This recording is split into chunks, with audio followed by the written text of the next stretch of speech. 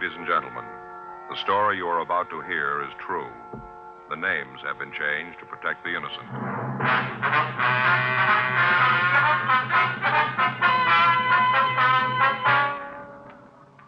You're a detective sergeant. You're assigned to homicide detail. An elderly woman in your city has disappeared. There's no lead to where she's gone or why she left. Your job, find her.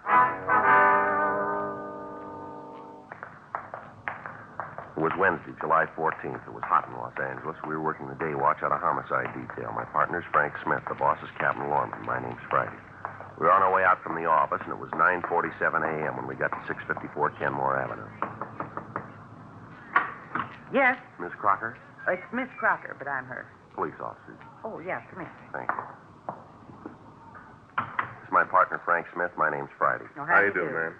Just sit down there on the couch. Move that Afghan. I was laying down when you got here. Terrible thing. I just know it. Yes, ma'am. If you tell us about it, please. You just bet I will.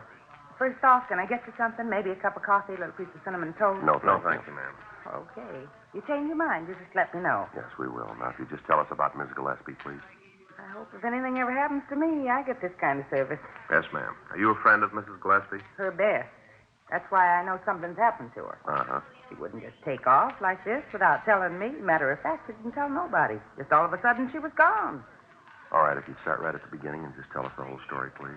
Well, Bertha Gillespie and me been friends for years. I see. Her and me been friends for years, ever since her husband died and she opened up the tea cozy. That's the little tea shop she has. Yeah. Nice place. She's done real good with it. All the ladies in the neighborhood were down there for afternoon tea. Served those little tiny cake rolls with a pot of tea. Ladies' fingers, you know. Yes, ma'am. Well, a couple of days ago, I went down there to see Bertha. You know what day that was? I say, do you know the exact date? Oh, now, let's see. This is Wednesday. I guess it must have been Saturday. Yes, that's it, Saturday. All right, would you like to go ahead, please?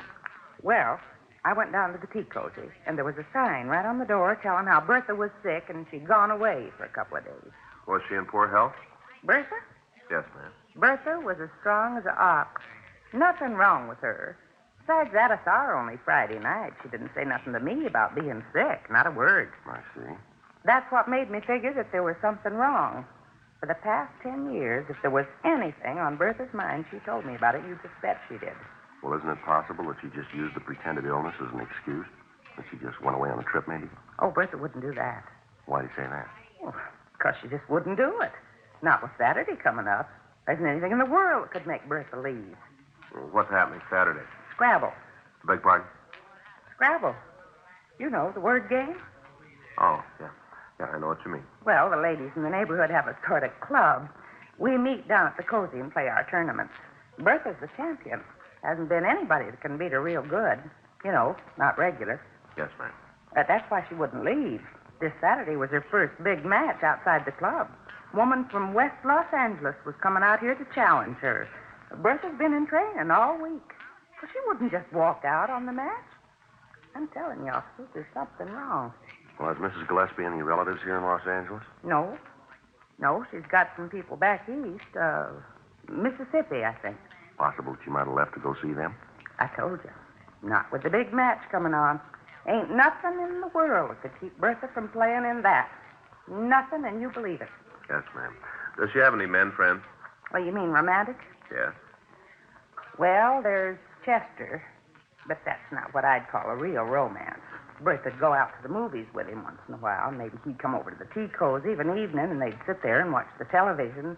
But there'd always be somebody else there, mostly me.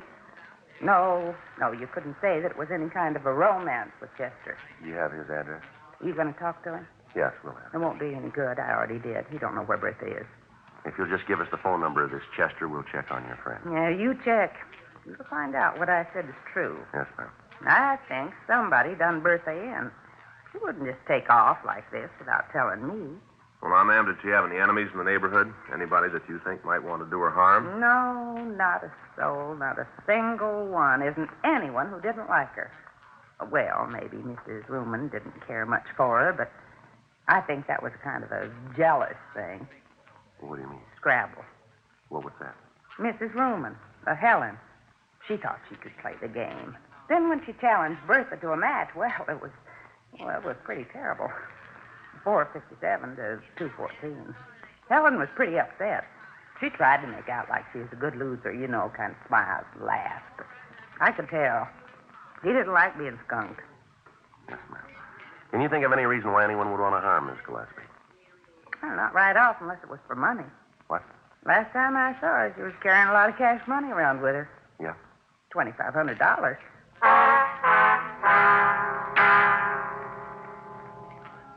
10:33 a.m. We put in a call to missing persons detail and checked the name Bertha Gillespie through the files. There'd been no report filed on her, and her name did not appear in the Gaga file. We checked the name through R&I, but she had no criminal record in Los Angeles. 10:47 a.m. We drove by the Tea Cozy restaurant. On the front door, attached with cellophane tape, was a hand-lettered note reading, "Taking a short vacation. Watch for reopening." Through the glass pane, we could see the interior of the shop. Everything appeared to be in order. Frank and I checked the rear of the building, but from what we could see, there was nothing out of line. 11:28 a.m. We put in a call to the missing woman's boyfriend, Chester Avon. He told us that he'd talked to the Gillespie woman on the previous Friday night, and she'd appeared in good spirits and had said nothing about leaving. We checked at her bank. We found that she'd made a withdrawal from her savings account to the amount of $2,500. This left a balance of over $12,000 in the savings account, $6,000 in the checking account. The manager of the branch told us that he'd spoken with Mrs. Gillespie when she'd taken the money, and that she told him that she was thinking of taking a short vacation. We got in touch with Miss Crocker and told her what we'd found. We asked her if she wanted to file a missing persons report. She said that she'd wait until the end of the week, and if her friend hadn't returned by then, that she'd come into the office. A month passed before we heard from her again. On the morning of Friday, August 20th, she called to tell us that she still hadn't heard from Mrs. Gillespie and asked that we conduct a formal investigation. She came down to the office and filled out a Form 316. Frank and I drove out to the restaurant to check it again. It was exactly as it had been when we'd last seen it. We tried the doors and found that they were still locked. 1:43 p.m. We went back to the office. Yes, sir. Mm-hmm. Well, that's kind of high, isn't it? Yeah. Well, did your people check into it? I see. Mm-hmm. Well, thank you, Mr. Jones. If you find out anything, we'd appreciate it if you'd give us a call. Right. That's Michigan 5211, extension 2521. Yes, sir. Either Officer Frank Smith or Sergeant Joe Friday. That's right. Thanks for your help. Yes, indeed. Thank you. Goodbye. Well, that finishes up the utility calls. And what do you got? Telephone bill for the past 30 days is just the service charge, no toll calls. Same with the electric lights. Uh-huh. They received payment in the last month, did they? No. Telephone company says they haven't been paid in over 60 days. Says they've sent a couple of reminders. Uh-huh. Only reason they haven't cut off the service is the bills have always been paid promptly in the past. I checked with their business office. Girl tells me the bill usually runs around $10. Possible, then, that the phone hasn't been used at all, huh? Well, it shapes up that way. Same with the lights. The one thing doesn't match. Yeah, what's that? The water bill. I checked with them. Normal bill's about $4 for the place. Yeah. The last 60 days, it's been $79. That's a lot of water, isn't it? Yeah.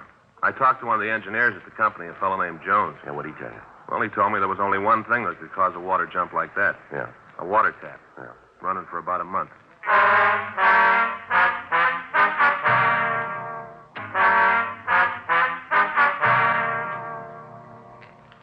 2:06 p.m. We called the bank where Mrs. Gillespie had her accounts. The head cashier told us that since the date she'd withdrawn the $2,500, there'd been no deposits or withdrawals made. We telephoned the missing woman's friend, Mrs. Winifred Crocker. From her, we got the name and address of the owner of the building where the Tea Cozy restaurant was located. Frank and I signed out of the office and drove out to see him. The address we'd been given was a large house in the Silver Lake district. We rang the bell to the front door, but we got no answer. We walked around to the back of the property to a large garage. Now, Joe, if we find this guy, we can find out if she gave him some indication she was going to leave. Yeah. Sounds like there's somebody there. Yeah. In here, I guess. Uh-huh. Yeah? We'd like to see Virgil Medina. I'm him. What do you want? Police officers. We'd like to check out a few things with you if we can. What about? Well, it might be easier if we talked inside. I got no truck with the cops. I got none and I want none. Now you can just ask your questions from out there. All right, sir. That's the way you want it. Well, that's the way it's going to be. Now get your questions asked and go about your business. You own a building located at 687 Kenmore Avenue? Why?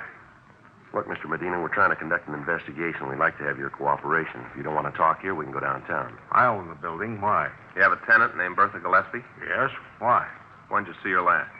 Well, about a month ago, at least that. Do you remember the exact date? I don't know. It's a long time ago. What's all this about Bertha anyway? What are all these questions?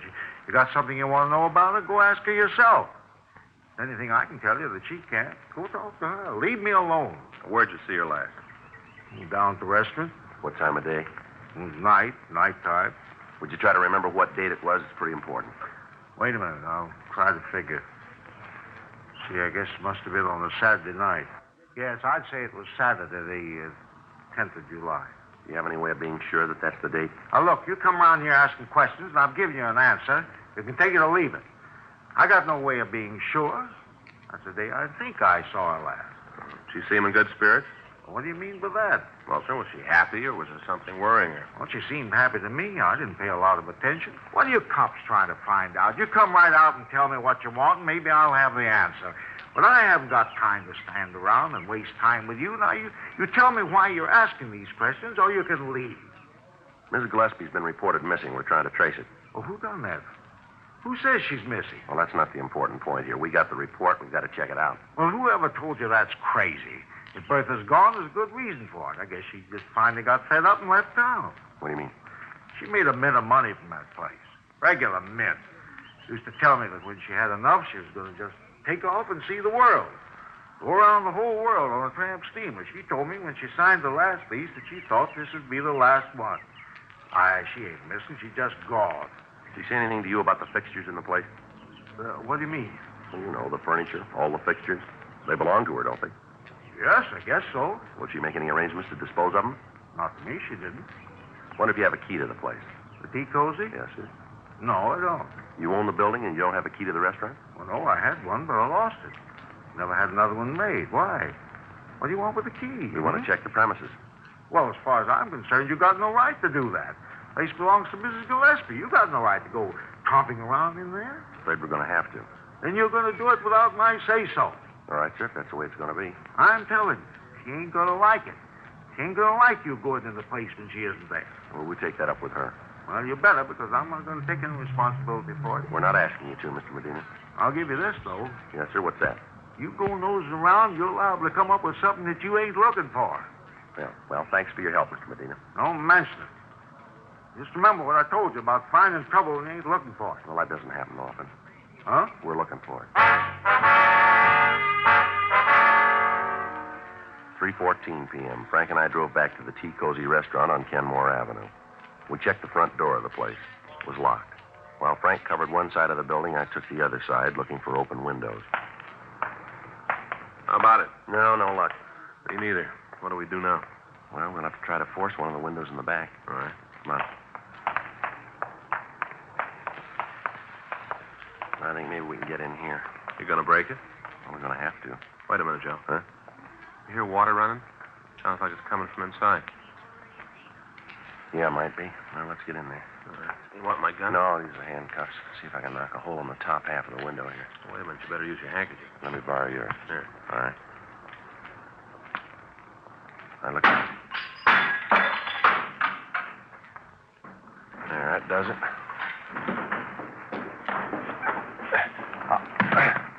I'll go in and open the door. Yeah. I'll meet you out in front. Right.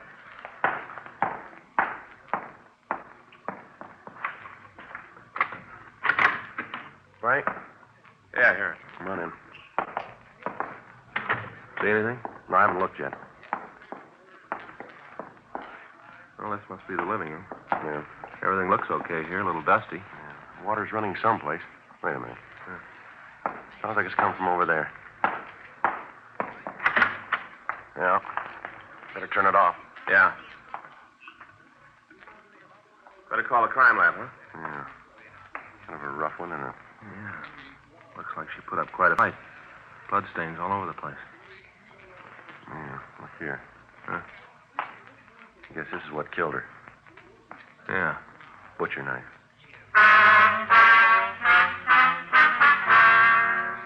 B. From a picture and the description that we'd gotten from Winifred Crocker, we identified the victim as the missing woman, Bertha Gillespie. We put in a call for the crime lab. Lee Jones and his crew came out and went over the place. The rest of the restaurant seemed to be in order. There was no sign of a struggle of any kind except in the bathroom where the body had been found. The murder weapon, the butcher knife, was dusted for prints, as was the rest of the restaurant, but the partials that the crime lab came up with were worthless for classification. They would be sufficient, however, for comparison if we caught the killer. A search of the personal effects of the dead woman revealed no further information to aid us in apprehending her killer. The $2,500 that she was known to have had when she was last seen was missing. 6:21, the men from the crime lab finished their investigation on the scene, and the coroner's office was called. They came out and removed the body. They also locked the door and affixed the coroner's seal. 6:45 p.m. Frank and I got back to our car to go down to the office. All right, let's go, Frank. Yeah. Hey, wait a minute. Hold it, Frank. Huh? Oh, it's a little kid. You guys the cops? Yeah, son, what's the matter? A lot of excitement around here, huh? Yeah, that's right. Something we can do for you? No, I figured maybe there's something I can do for you. What do you mean? You know who did the murder yet? Well, why do you say it was a murder, son? I know who did it.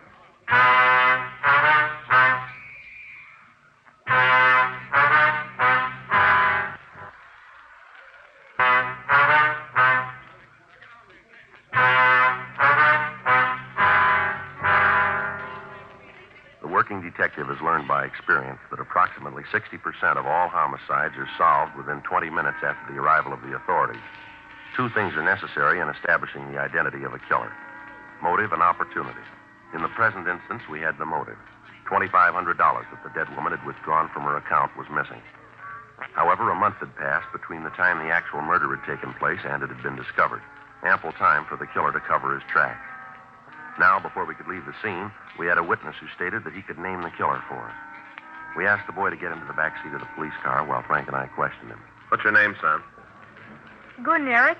Kids always call me Gordy. Uh-huh. How old are you? 7. Now, what's all this about you being able to tell us who killed Mrs. Gillespie? I can.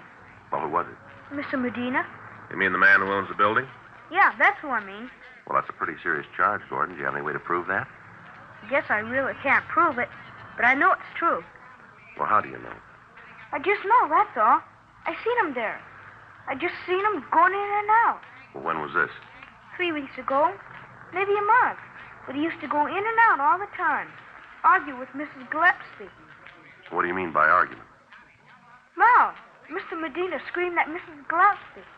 Will you ever hear any of these arguments, son? Sure. My mother's a friend of Mr. Gillespie. We just live a couple blocks away on Dewey Street. I play over here all the time.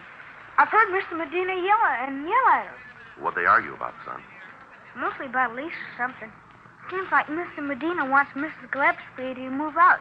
She didn't want him. Made him pretty sore. You gotta talk to him. He'll tell you the same thing about how he used to fight with her. All right, son. Your mother ever hear any of these fights? Sure. You ask her. She'll tell you the same way just as I did. Okay, is she home now? Should be. Maybe she went out to the store or something. She should be home. Okay, son. Let's go, Frank. Yeah. Guess this is about the most excitement we've had for a long time. Yeah. Poor old Mrs. Gillespie. Sure nice old lady. Real nice. Mm-hmm. Wouldn't hardly anybody that didn't like her. Hardly anybody. How about Mr. Medina?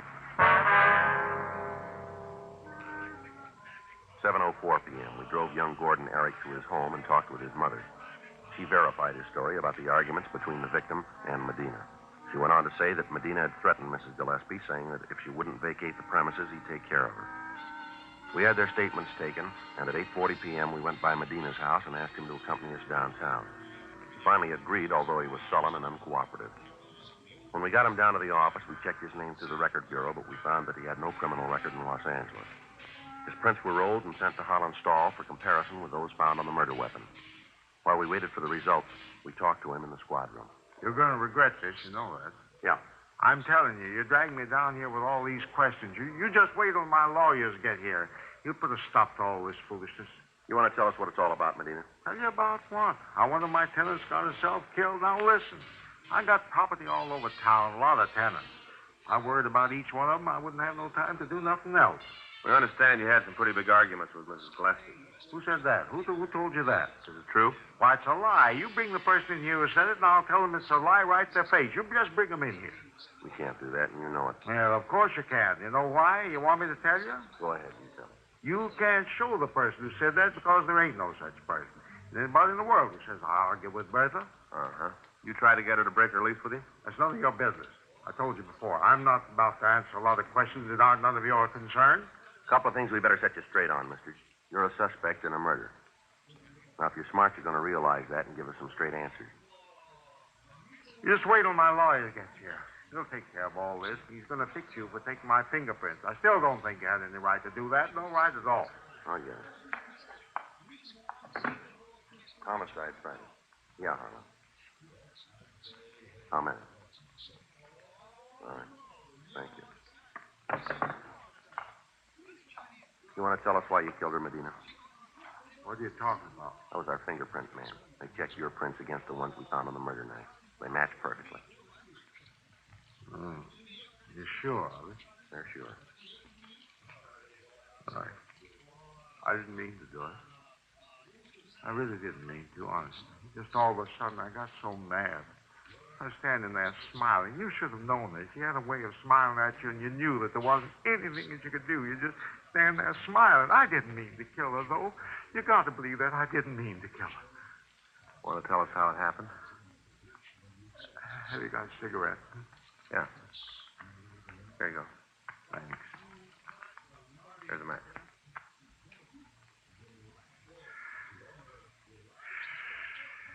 I had a chance to lease the place to some other people. More money. I tried to get her out. Go ahead. I tried to talk to her. I tried to get her to retire. She had enough money. She didn't ever have to worry.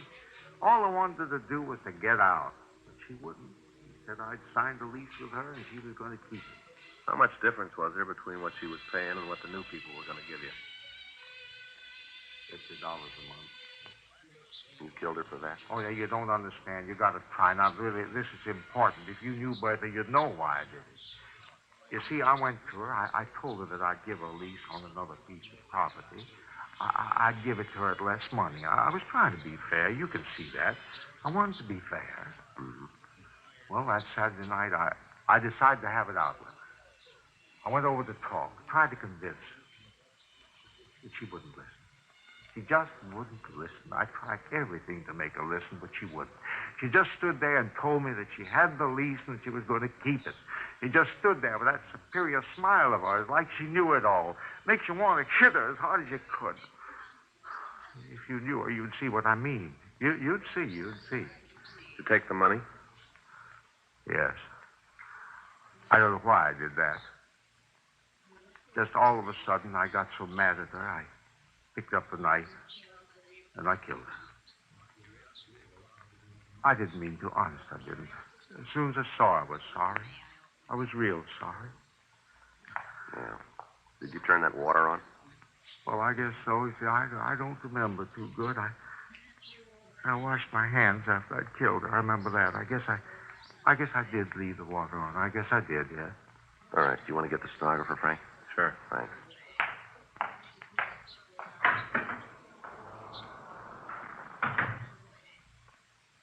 You'd seen the way she thought she was so much better than anybody else, you'd know. Is that right? Well, sure. All those old hens clucking around all the time, building her up, making her feel superior, real superior. Mm-hmm.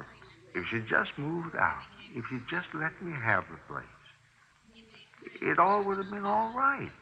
If she'd just done that. That's a lot of money, you know.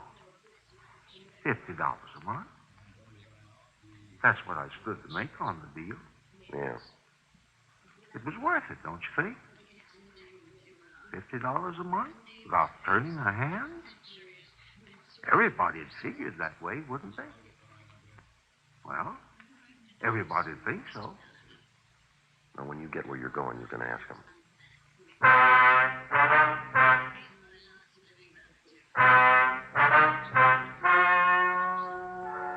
The story you have just heard is true. The names were changed to protect the innocent. On November 10th, trial was held in Department 97, Superior Court of the State of California in and for the County of Los Angeles.